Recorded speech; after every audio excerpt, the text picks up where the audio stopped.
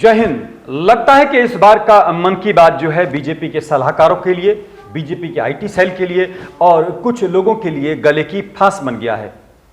इस बार प्रधानमंत्री नरेंद्र मोदी ने जिस तरह से मन की बात को संबोधित किया, देश को संबोधित किया, लेकिन जिस तरह से उस पर डिसलाइक्स आए हैं, यानी नापसंद करने वाले लोगों की तादाद है वो 7 लाख से ज्यादा पहुंच गई है। ये अपने आप में एक बड़ा सवाल है। शायद मन की बात के इतिहास में ये पहली बार हुआ है कि प्रधानमंत्री महोदय को पूरे देश की तरफ से जिस तरह से डिसलाइक सामने आए हैं, ये अपने आप में बीजेपी के आईटी सेल को एक तरह से चैलेंज की बात बन गई है। बीजेपी के आईटी सेल ने हालांकि इस पर प्रतिक्रिया देते हुए कहा है कि यह कांग्रेस की साजिश है।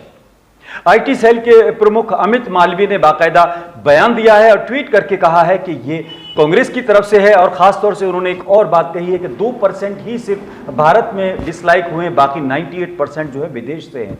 लेकिन कुल मिलाकर जिस तरह से मन की बात की अगर हम बात करेंगे इस एपिसोड की, जो अभी 2 दिन पहले की बात है, उसमें प्रधानमंत्री महोदय ने जो संबोधन किया, उन्होंने देश को एक तरह से बात की, उन्होंने ओणम की बात की, उन्होंने आदिवासियों की बात की, उन्होंने श्वान की बात की, डॉग्स की बात की, हालांकि उन्होंने कुत्ता नहीं कहा। उसके अलावा उन्होंने खिलौनों की बात की, बच्चों को कैसे खिलौने देने चाहिए, उन्होंने तमाम बातें की। लेकिन शायद जनता को, स्टूडेंट्स को नीट का इंतजार था, जेई पर बात करने का इंतजार था, एग्जाम्स के ऊपर बात करने का इंतजार था, रोजगार के ऊपर बात करने का इंतजार था। लोगों के मन में शायद कुछ और था और प्रधानमंत्री महोदय को जो भाषण लिख कर दिया या उन्होंने जो मन की बात कही वो शायद कुछ और था। ये जो डिफरेंस है, जो लाइक और डिसलाइक का जो डिफरेंस है, ये अपने आप में कई बड़े सवाल खड़े कर रहा है। लोगों की नाराजगी का आलम यह है कि मैंने एक वीडियो बनाई, हालांकि उसमें मैंने तमाम चीजें ये उजागर की हैं। अगर उस वीडियो को पूरा कोई देखेगा तो उसको अंदाजा होगा कि मैंने क्या कहने की कोशिश की है, लेकिन वहां पर भी लोगों की नाराजगी है। पूरे कमेंट्स अगर आप पढ़ेंगे तो लोगों की नाराजगी जो है पूरे सिस्टम से है, अपनी एग्जाम के उससे है। उन्होंने कई हैशटैग चलाए हुए हैं। ये अपने आप में पहली बार हो रहा है और इसको अगर कहा जाए ये एक जागरूकता का लेवल है। हालांकि बीजेपी ने जिस तरह से आरोप लगाए हैं, अमित मालवीय ने जो आरोप लगाए हैं, उस पर कांग्रेस ने भी पलटवार किया है। कांग्रेस ने कहा है कि आपने लोगों की बात सुनने के बजाय, बाकायदा उस पर जो है हल निकालने के बजाय, उस पर आप उल्टा ये कह रहे हो कि ये तुर्की की तरफ से बनाया गया या कहीं और से बनाया गया, कुछ और चीजें हैं। तो यहां भी राजनीति होने लगी है। कुल मिलाकर मन की बात जो है वो जन की बात कब बनेगा, ये बड़ा सवाल है। लोगों का गुस्सा, स्टूडेंट्स का गुस्सा उन लोगों पर भी निकल रहा है जिनके बारे में जरा भी गुमान हो रहा है कि वो बीजेपी के आदमी हैं या अंधभक्त हैं या गोदी मीडिया का हिस्सा हैं या चाटुकार हैं।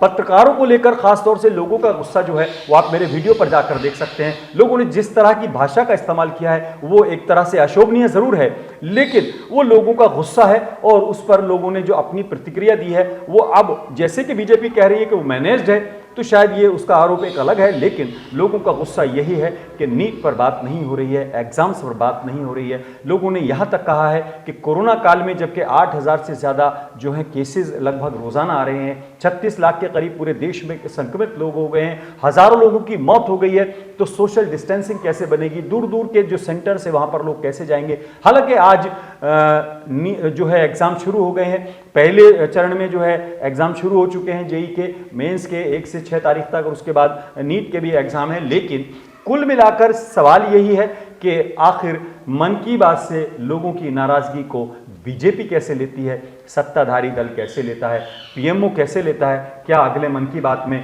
जन की बात हो पाएगी, क्या जो स्टूडेंट्स का गुस्सा है उस पर रिफ्लेक्शन आएगा या उसका जवाब दिया जाएगा, ये अपने आप में बड़ा सवाल है। दरअसल लोगों के सवाल बहुत हैं, कई सवाल ऐसे हैं जिनका वाकई में जवाब दिया जाना जरूरी था।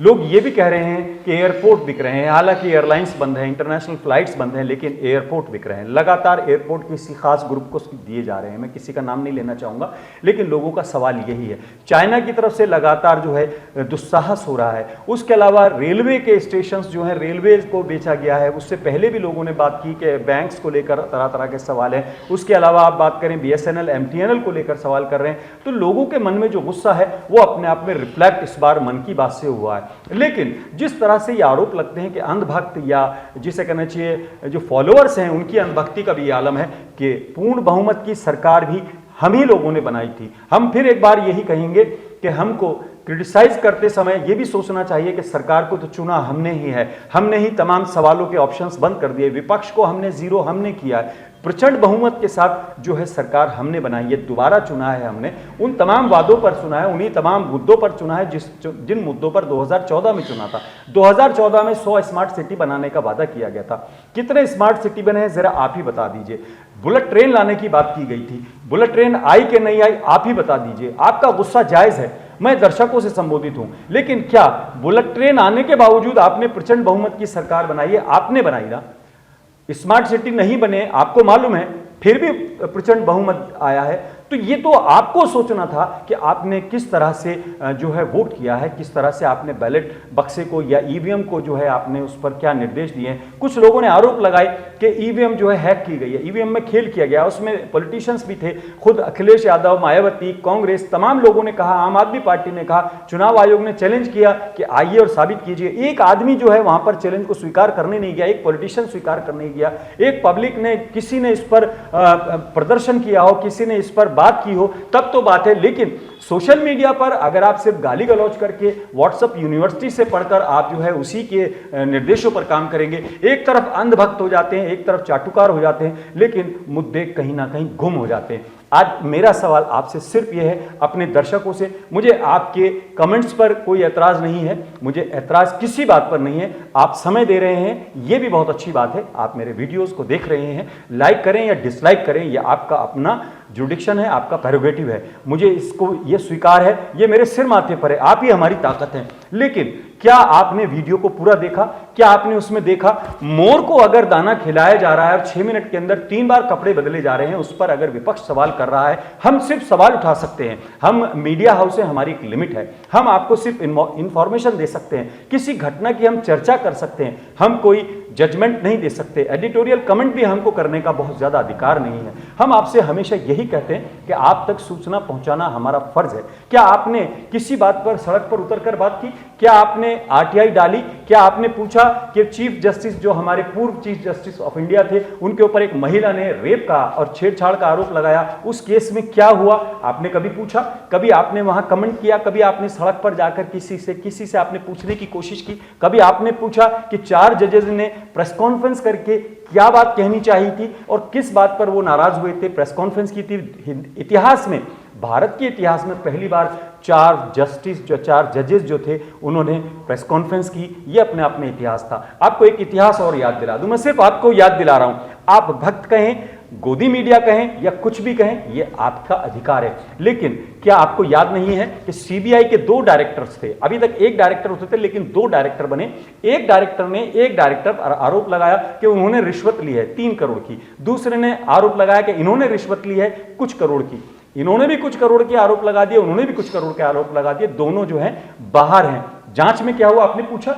देश की सबसे बड़ी जांच एजेंसी के मुखियाओं के ऊपर आपस में एक दूसरे के खिलाफ एफआईआर हो रही है, कंप्लेंट हो रही है, आप नहीं पूछते हो। देश की जनता अगर नहीं पूछेगी और सिर्फ आप व्हाट्सएप यूनिवर्सिटी पर बैठकर ही काम करेंगे, सिर्फ आप किसी के भक्त होकर या किसी के पीछे फॉलोअर बनकर काम करेंगे, अपने विवेक से काम नहीं करेंगे, आपको बताऊं, लेकिन आप इस पर काम नहीं करेंगे। आप सिर्फ गालियां देंगे, बदतमीजी करेंगे।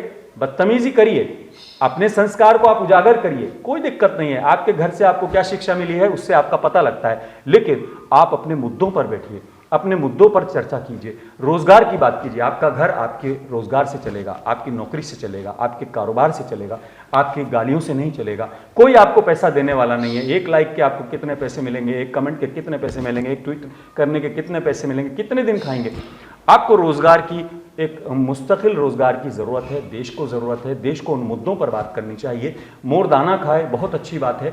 हम कहते हैं पूरे देश में ऐसा माहौल बने कि हर देशवासी जो है मोर को दाना खिलाए, लेकिन जो मजदूर हैं, जो पलायन कर रहे थे, उनकी भूख की भी चर्चा होनी चाहिए, उन किसानों की भी चर्चा होनी चाहिए जो फांसी पर झूल रहे हैं, उन लोगों की भी चर्चा होनी चाहिए जो कर्ज की वजह से मौत को गले लगा रहे हैं, उन लोगों की भी बात होनी चाहिए जिनके हजारों करोड़ रुपए माफ किए जा रहे हैं, उनकी भी बात होनी चाहिए जिनकी फैक्ट्रियां चल रही हैं, जिनकी इंडस्ट्री चल रही है, जो नई नई दवाइयां लाने की बात कर रहे हैं, जो कोरोना की दवाई लाने की बात कर रहे थे, उनका कितना कर्ज माफ हुआ, ये आप ही पूछ सकते हैं। आपको सिर्फ इन्फॉर्म किया जा सकता है, वो चाहे हम सटायर में कहें, चाहे व्यंग में कहें, चाहे सीधे तौर पर कहें, यह एक अंदाज हो सकता है, लेकिन आपको सूचना देने तक का हमको अधिकार है। सूचना देने की हमारी जिम्मेदारी है, हम आपको सूचित कर रहे हैं। आपको सिर्फ हम इतना बता रहे हैं कि मन की बात पे डिसलाइक आए हैं, उस मुद्दे पर आए हैं जिस मुद्दे पर कुत्ते की बात की गई, कुत्ता, सॉरी मैं बोल रहा हूँ, कुत्ता नहीं बोला प्रधानमंत्री महोदय ने, आदरणीय प्रधानमंत्री महोदय ने कुत्ता नहीं बात कहा था, श्वान कहा था, डॉग्स कहे थे कि कौन सा कुत्ता जो है अच्छा होता है, कौन सा वफादार होता है, ओणम त्यौहार कैसे मनाया जाता है, बच्चे कौन से खिलौना खेलें। आपको चाहिए था नीट पर बात होना, आपको चाहिए था जेईई मेन पर बात होना, आपको एग्जाम्स पर बात चाहिए थी, आपको रोजगार पर बात चाहिए थी, तो आप उस बात को आप कहिए, पीएमओ में चिट्ठी लिखिए, प्रधानमंत्री को आप लेटर लिखिए, आप लोगों तक बात कहिए, लेकिन विपक्ष के या सत्ता के या किसी के भरोसे ना रहिए। आपकी सरकारें, आपके विपक्ष, आपके पॉलिटिकल लोग कितने आपके प्रति गंभीर है आप जान सकते हैं। वो सत्ता में होते हैं तो उन्हीं की पुलिस उन्हीं के दंड कहने पर आपके ऊपर डंडा मारती है, सरकारें बदल जाती हैं, लोग बदल जाते हैं, आपके मुद्दे वही रहते हैं, आपकी परेशानियां वही रहती हैं, आप उस पर बिल्कुल काम नहीं करते। आपको चाहिए, जनता को चाहिए कि लोकतंत्र में स्वस्थ लोकतंत्र की बात करें, अपने मुद्दों को, अपने अधिकारों को जानें और उनके ऊपर सोच समझ के काम करें। हर एक को आप गोदी मीडिया ना कहें, हर एक को दलाल ना कहें, हर एक को आप ये ना कहें कि वो चाटुकार है, उसकी बात को सुने, समझने की कोशिश करें और ये भी गिरेबान में झांक के देखें कि पूर्ण बहुमत की सरकार आप ही ने बनाई है, प्रचंड बहुमत आप ही ने दिया है। 100% अगर वोट मिल रहा है और विपक्ष बिल्कुल जीरो हो रहा है, शून्य हो रहा है। आपको बता दें, ये आप बेकार की बातें करते हैं कि विपक्ष है। लोकसभा के अंदर आधिकारिक तौर पर विपक्ष की भूमिका निभाने के लायक भी सीटें किसी के पास नहीं है। विपक्ष के बगैर सरकार जो है सत्ता चल रही है। आपको, जनता को ही विपक्ष के तौर पर या अपने आवाज के तौर पर बनना होगा। मीडिया एक स्थायी विपक्ष होता है। आज मैं आपको बता दूं, मैंने 20 साल में यही सीखा है कि मीडिया स्थायी विपक्ष होता है, ना वो कांग्रेस का होता है, ना वो बीजेपी का होता है। वो सत्ता को जागरूक करने के लिए, जनता के मुद्दों को उठाने के लिए होता है। मेरी जिम्मेदारी मैं बखूबी निभाता हूं। मेरे एक एक शब्द को आप सुन लें, मेरे 20 साल के ट्रैक रिकॉर्ड को देख लें और उसके बाद आप कुछ भी कहें, आपका स्वागत है। आपकी हर बात मंजूर है, आपका हर फैसला मंजूर है।